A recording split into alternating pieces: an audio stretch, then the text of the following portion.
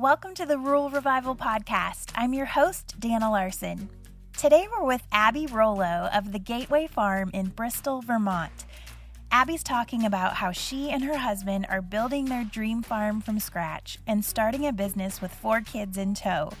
She shares how they have gradually built and diversified their farm, including the farm fresh meats they raise and sell, and how they're bringing maple and birch syrup from their trees to your table. Plus, you'll learn how they're carrying on the family legacy of sugar makers. So here we go with Abby Roleau.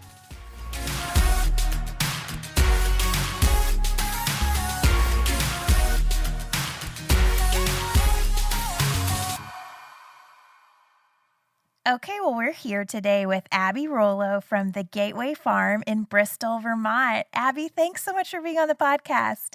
Yes, thank you so much for having me. Tell us a little bit about you. I hear that you grew up on a dairy farm in Vermont. Yes, so my childhood was on a dairy farm. We were a conventional dairy farm, and when milk prices got tough, my family farm transitioned to organic dairy, and my mom started making some artisan cheeses. So that's my childhood. We did a little bit of raising our own meat chickens and some beef and a little bit of pigs here and there. So I was always exposed to that.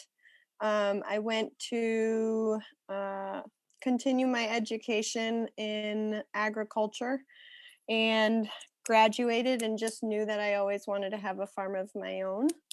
I met my husband when we were in high school, and he actually went to college as well for agriculture, having grown up on a small diversified farm. And we just both had this dream in mind of having our own farm, and here we are trying to make it still happen. I love that. So, as you Yeah. mentioned, this was part of your plan for a long time, and you actually brought it into part of your studies at college too, right? Yes. Yep. So when I was a senior at UVM, my senior project for graduation was a business plan, and it had to be pretty real life. And my senior year, I was already married to my husband Trent, and this farm that we're on right now came up for sale. And so I wasn't sure if I actually wanted to live here and start a farm here, but it was perfect because it was for sale in real life, and it had all the qualities of a farm that we were looking for what we wanted to do, with the maple syrup and the meats and everything. And so I did this business plan and I put a lot of heart into it, and I was kind of falling in love with the idea of living here after all that work.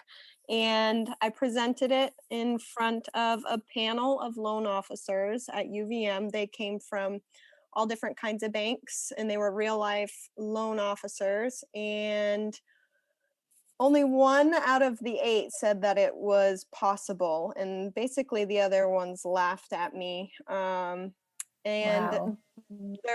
their reasoning was, my husband, he does construction for a living right now, but he's basically a jack of all trades and can do pretty much anything he Love it. wants. So Yeah. our business plan was basically buying the farm and literally doing everything ourselves. The house was caving in, so we had to build a new house. So from harvesting the trees off of our land to milling them into lumber and building a new house and settling here, building the sugar house for our maple syrup production, building a barn for livestock. Everything is dependent on my husband doing it, that building it and doing it, so we can save money.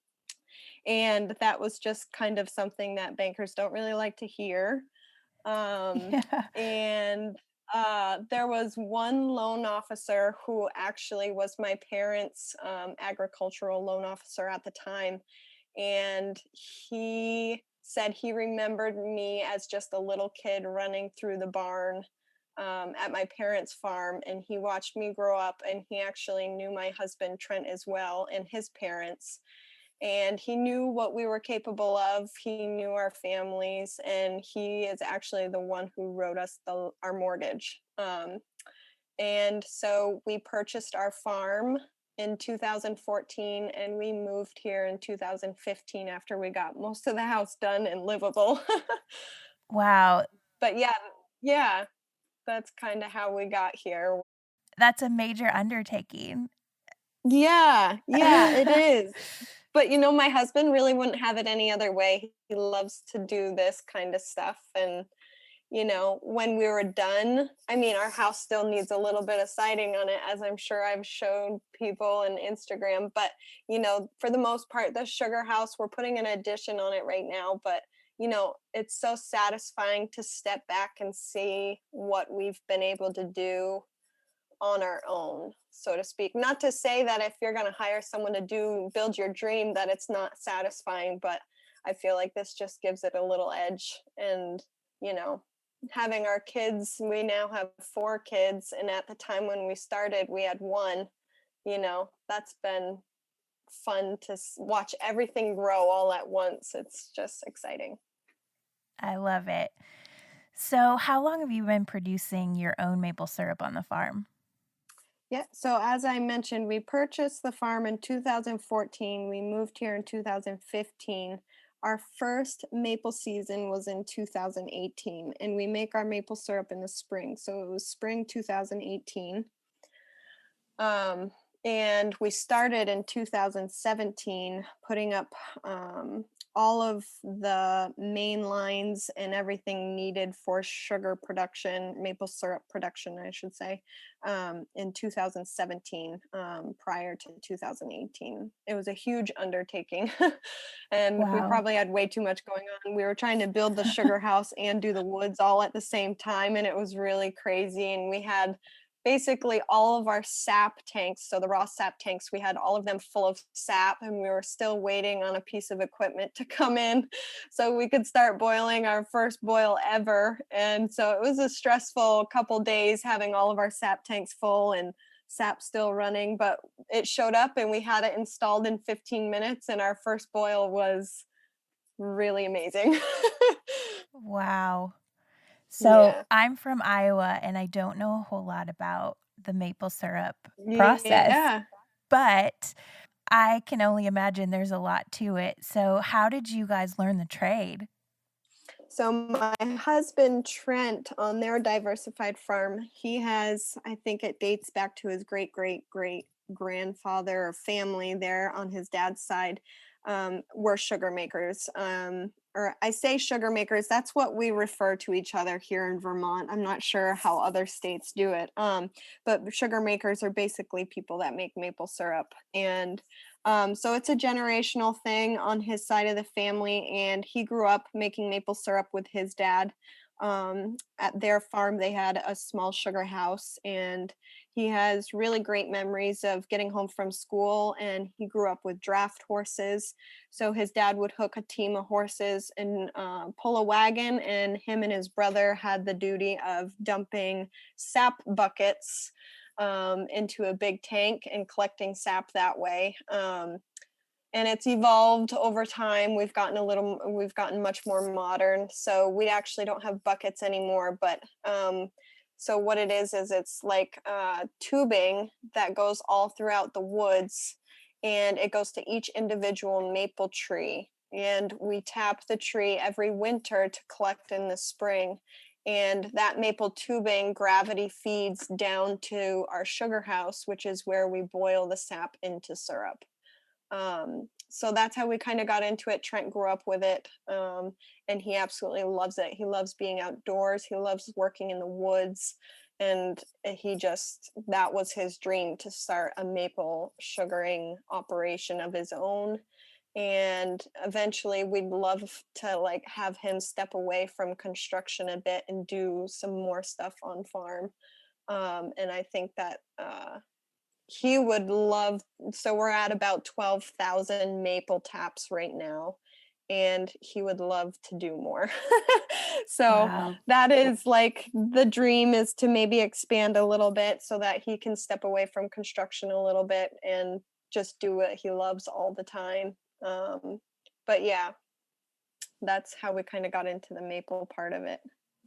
What a great legacy to pass on to your kids too. Yeah, yes, very much so.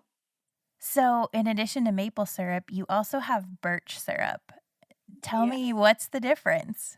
Yes. So birch is another species of tree, and he had heard about birch syrup through the internet, and there's someone about 2 hours away from us in Vermont that started doing it, and it really intrigued him because you can use all of the same equipment that you already have for maple syrup, and we have a good healthy population of birch trees in our woods on our farm, so he wanted to make use of that. And so we tap birch trees the same way we do maple trees. And they're actually black birch trees because you have black, white, and yellow. And I'm not sure there's much of a difference in the taste, but we tap black because that's what we have. And we make it the same way as maple syrup. It's raw sap. It kind of comes after the maple season. It overlaps maybe a week or so, and we boil it the same way. We boil it down to the same density sugar as maple syrup, and it just has a totally different flavor because it's a totally different species of tree. And our most common description that we get from customers is a tangy molasses. So it's definitely not something you pour on your pancakes, which someone almost did, and I felt awful. They're like, it's good, but not on pancakes. And yes, so we use it a lot with baking. We'll use it in a marinade or a salad dressing. It's really good in some granolas, and I will just dump it over a piece of whatever meat I'm cooking. It's really good on pork chops, any kind of chicken, and we throw them in with burgers. And it's just a really good pairing with meats. And the Alaskans actually have been making it for decades, actually centuries probably. And because they have a ton of birch out in Alaska, and it pairs really well with fish, and that's just something that they have birch and they have fish, and that's just what they've always done. So birch syrup is actually really, really common out in Alaska. Canada is starting to get into it, and it's actually common in Russia as well. Wow, I had no idea. Yeah, it is. And so, and I guess one of the other biggest differences is with maple syrup, it's on average about 40 gallons of raw sap to make 1 gallon of syrup. And with birch, because the sugar content is so much lower, it's about 200 to 250 gallons of raw sap to make 1 gallon of birch syrup. That always fascinates me, how much it takes to make a gallon. Yeah, it is crazy. It is. Well, beyond syrup, there are also many other aspects to your farm. Tell us about the other parts of your farming operation. Yeah, so I mentioned previously, I grew up on a dairy farm, so I've always had this admiration and love for animals, specifically cows, just because that's what I grew up with mostly, but I absolutely love animals. And so when we purchased this farm, we have about 350 acres here, and it had 300 acres of just woods, which is what my husband wanted. And I'm like, all right, well, I need some animals, and we'll meet halfway here, and we'll do a little bit of what both of us want. Um, and he's totally for it too, because he loves it just as much. But the poor guy, whenever I say, hey honey, he always knows it's either a new cow or a new species to come to the farm, or fence to be built, or something regarding the livestock, because I get so consumed in wanting all of this, but then I realize that shipping maple syrup and 4 kids keep me really busy. So, but he's a really good sport about it. But yeah, we pasture raise some beef. We do pork, and we do poultry, which is meat chickens and Thanksgiving turkeys. We have a flock of laying hens. We do some lamb, and I'm trying to convince him that we should raise meat goats next year. And he's on the fence about it, but I think he's good. So yeah, we pasture that. We try to do majority of that, especially our meat poultry, spring through fall, because here in Vermont the winters can be pretty harsh, and poultry is not so great in winter. So we try and do most of it in the summer. And yeah, so we have that going on full time too. Wow. Never a dull moment the way it sounds. No, no, never. So we have a lot of listeners who I know have dreams of having their own farm someday or expanding the farm that they live on. Can you talk to us a little bit about what your process was and how, because you can't do it all at once, right? So how did you approach that and how did you gradually build it to where you're at today? Yeah. So when we purchased the farm, like I said, there was no house here. It didn't come with any infrastructure. And, we just, I'm sure we're not alone in just not having a lot of financial leeway, so to speak. We're fresh out of college. We had student loan debt, and now a new mortgage, and that's pretty much it. So I had to work full time. So we purchased the farm, we purchased the land, but it wasn't something that we could really do until we started paying down some debt and putting some sweat equity into the place. So I worked full time for about 2.5 years. My husband has always done construction full time to kind of make ends meet. And we started smaller with poultry because they don't really require as much infrastructure.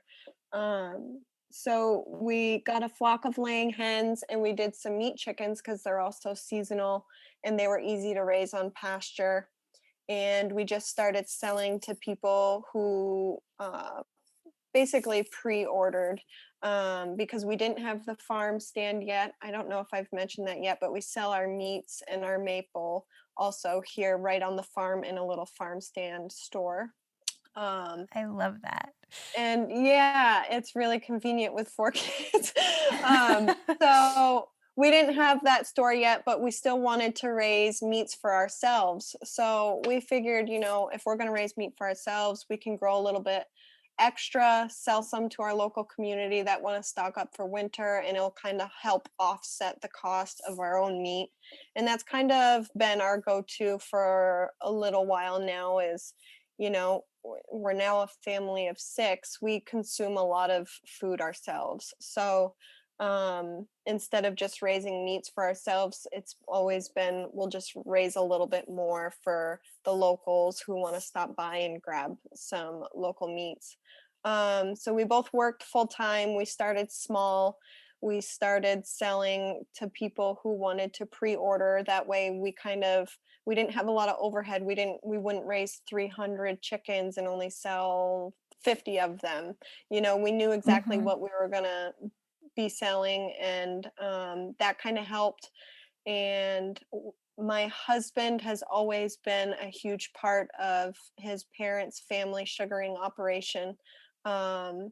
He was the grunt work because he was, the young son that had tons of energy and was young and to do it. So, we started making syrup with them together, being a partner almost. And so we were able to start bottling up syrup that way and starting to sell that way. And then when we were able to pay down some debt and take out more debt to build the sugar house and install everything in the woods, we did that and we were able to sell more maple crop, which has helped with the cash flow of everything else. And just tacking on to the seasonal part, the turkeys are seasonal. They don't require a lot of infrastructure. We just make little hoop houses out of livestock panels and throw a tarp over it to keep them out of the wind, sun, and rain. But we don't have to worry about snow or anything like that because they're gone before then. Yeah, so I guess it's just kind of knowing what you're able to do at what time. Like we didn't jump all in right away, and having Trent work off the farm, until we're comfortable with him stepping away from that a little bit, which is the end goal is to have him here full time, but we're not quite there yet. But we know if we keep focusing on certain things here and expanding a little bit at a time, then hopefully we can get to that point. Yeah, absolutely. What has been the most, well, let's start with this. What have been some of the biggest things you've learned along the way? Oh man, I don't even know where to start with that. I feel like there's been so many things, even just like little things. Like I had to basically learn. I didn't have anyone tell me how to start a website, which one's the best, how to.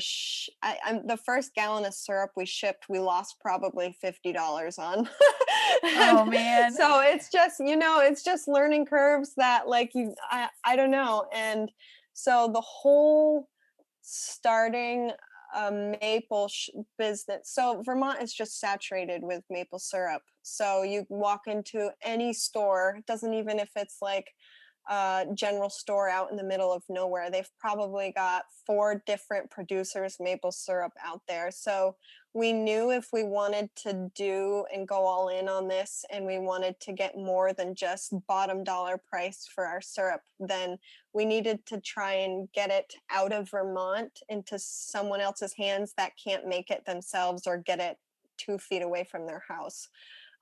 So just learning how to do that from start to finish, I have learned hundreds of thousands of things. And I am happy to share anything I've learned with anybody if it pertains to anybody, because if someone had just told me certain little things that I had to learn the hard way, it would have saved me a lot of time and money. But and then just figuring out what works for our farm. So we do a lot of the seasonal things. Well, our first, or was it last year, we raised 2 groups of meat birds instead of one, and the ones towards the end of the season, it just got too cold and we lost quite a bit of birds just to coldness, and we had some flooding. So we learned the hard way that end of October is not a good month for meat chickens. So we had to lose a bunch of chickens to figure that out. Oh, And man. so here we are. So now we're back to 1 group, which is great. And it's in the middle of the summer when it's warm out, so we don't have to worry about it. But it's just, little things that I shouldn't say little. They've kind of been big things, but like, we'll never make that mistake again. Mhm. I don't know what other things. Yeah, good fencers are always a good thing. So the way our farm is laid out is, and another reason why we loved this farm for what we're doing, we have a main Vermont. I wouldn't call it a highway. We don't really have major highways in Vermont. It's like a normal road, but it's like a high traffic road, and it's technically called Vermont State Route 116, and it literally goes down the middle of our farm. So half of our land is on one side and the other half is on the other, which is a pain, but it's also, we wanted to be on a high traffic road where we could um, get a lot of people to stop in at our farm stand. And so when we have cattle that gets out of the fence, whether it be pigs or what have you, cows, it's kind of a big deal because there's a lot of traffic and it's, 50-mile-an-hour zone. So we've had to learn the hard way that, fence is really important and you got to spend the big bucks on the fencers to keep them in because they're not cheap. And we tried to cheap out on solar fencers and it just doesn't work. Uh, but yeah, I don't know. I feel like we learn something every day. Yeah, I can only imagine. What's been the most rewarding part of all this? Um, Connecting with our customers has been, especially for me, I said I worked full time and now I'm full time at home. And the whole pitch was, I'm going to ship our maple syrup and I'm going to make money from home, which is great. And it's super helpful. But I think the nicest thing for me is, I'm around children all day, but I have these wonderful customers and adults who connected with me on social media, but I can actually, like, I could probably call a lot of them friends now, and that has been so rewarding because I feel like I have this community that we've built who's so supportive, and it makes all the difference in the world.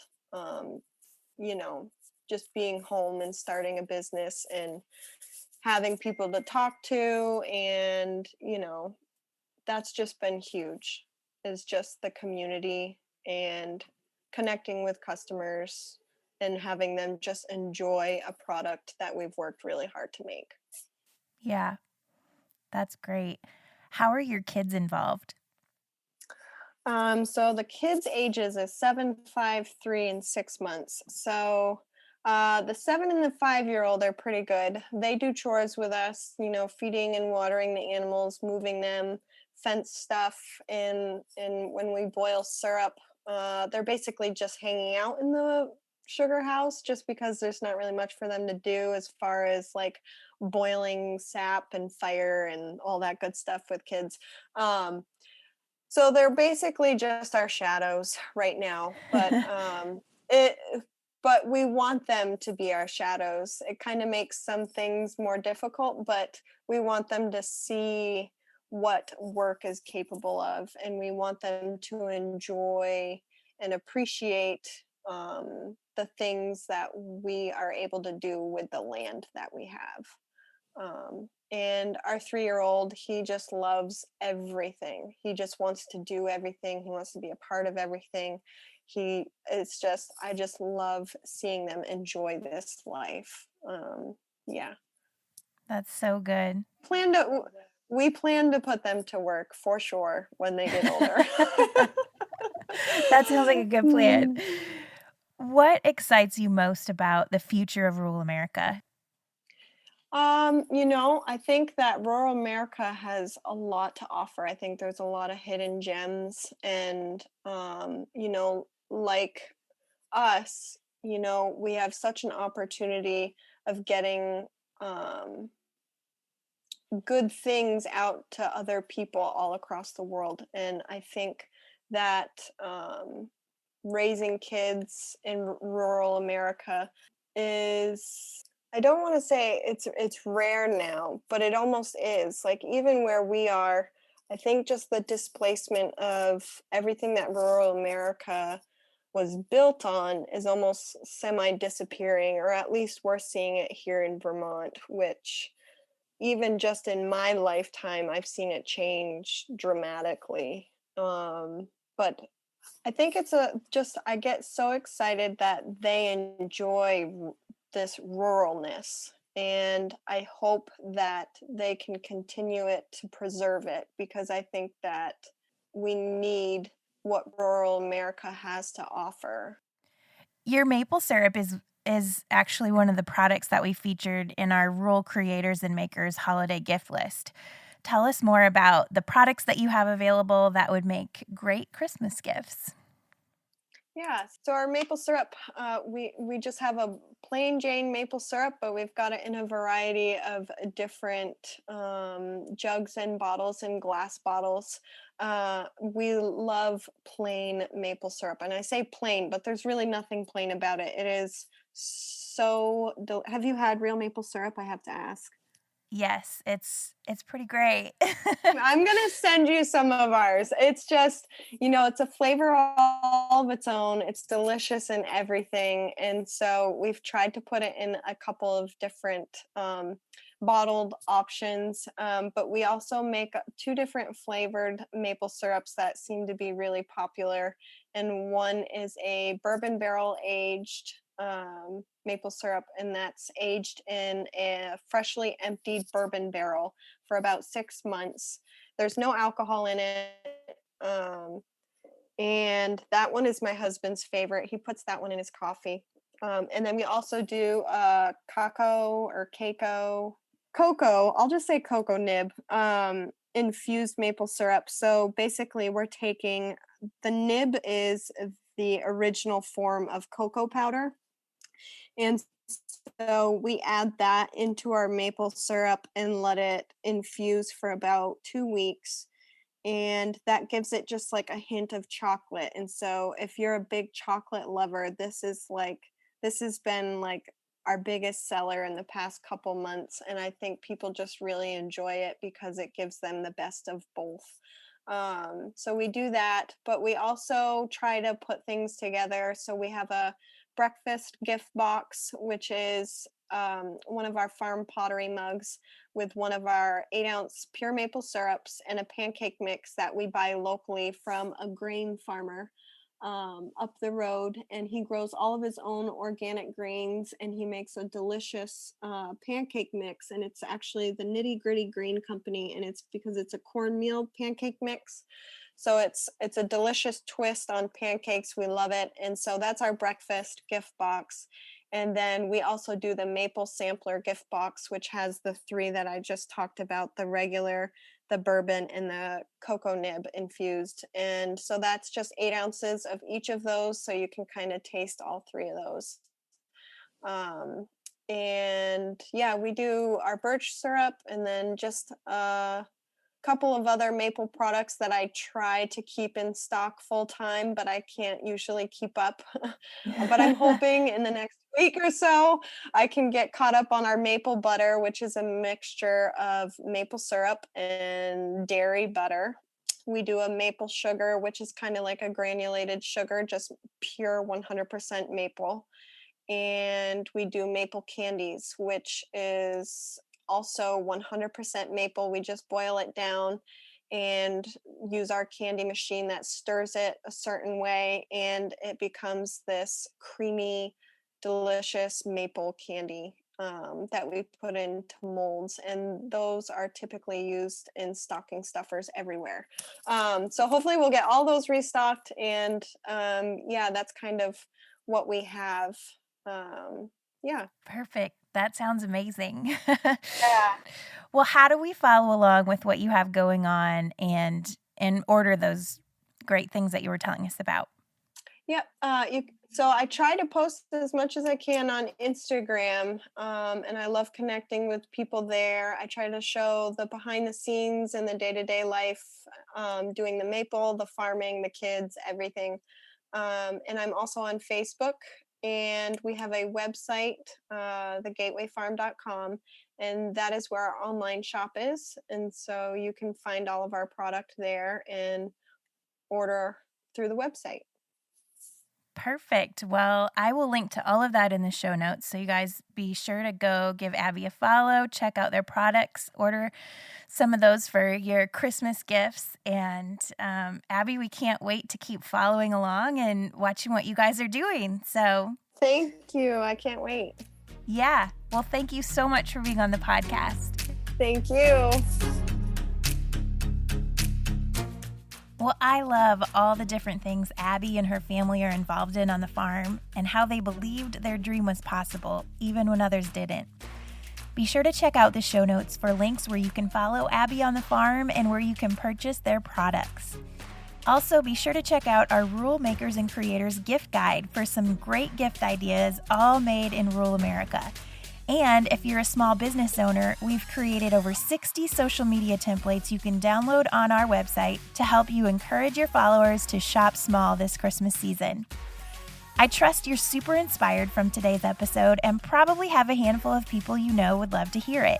So go ahead and text them the link and leave us a kind review while you're at it so we can keep spreading the Rural Revival message far and wide.